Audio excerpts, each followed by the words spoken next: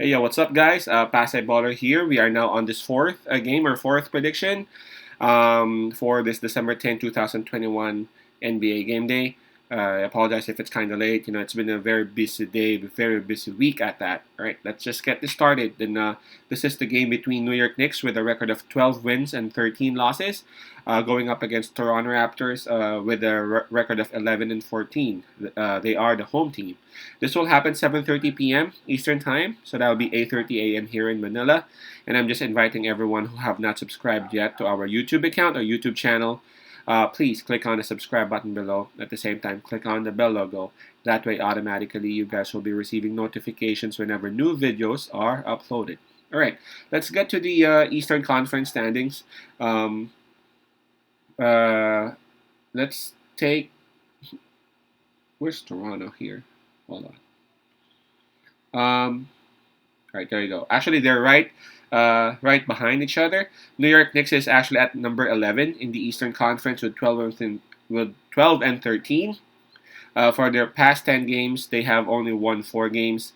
And approaching this game, they've lost their last game. That was against the Indiana Pacers. Now, for Toronto Raptors, they are at number 12, right behind New York Knicks, with a record of 11 wins and 14 losses. They also have 4 wins for their last 10 games. And approaching this game, they also have a loss. Right, so standings wise, New York Knicks is a bit ahead. But this game will be played in Toronto, so the home crowd will be backing up Toronto Raptors in here. Let's take a look at the injury list, though. For New York Knicks, it's Nerlens Noel, who's actually listed as day-to-day, so it's game time decision, I guess. Hopefully, he'd be able to play because Nerlens Noel bring a lot of intensity and brings a lot of rebounds and blocks and blocked shots into the game. Now, for Toronto Raptors, sadly, it seems like they would have more in the list for this game. For Toronto Raptors, we all know that Dragic, Birch, and Anunoby have been out, for the past few days. But right now, Justin and Precious Achua, sorry about that, Precious Achua, can't pronounce that right. They're both listed as questionable for this game. Justin is due to right knee tendinitis, and for Achua, it's actually due to his shoulder injury. So yeah, so possibly Toronto might not be having 5 people. So we'll see. So health wise, it'll be New York Knicks who would have the advantage as it's only Nerlens Noel who is actually in the game time decision on this game.